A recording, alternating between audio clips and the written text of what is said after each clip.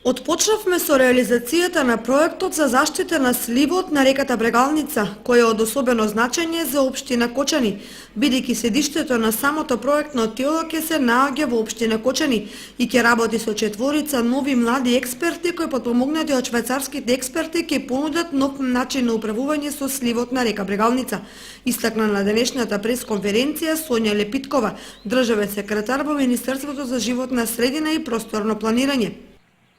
Овој проект е исклучително важен затоа што е прв од ваков тип во Република Македонија, каде се спроведува новиот закон за води во Република Македонија и по кој понатаму ќе се прават останатите планови на другите речни сливови. Значи, ова искуство ќе биде пренесено и на останатите сливови во другите реки во Република Македонија. Друго што сакам да истакнам, сите наши 12 градоначалници дадоа голем придонес за воопшто да отпочне проектот со својот начин на работа и со тоа што веќе спремија 12 мали инфраструктурни проекти кои што ќе бидат поддржани од донацијата која е дадена од швајцарската влада во износ од 4,5 милиони франци, а Министерството, односно владата на Република Македонија донираше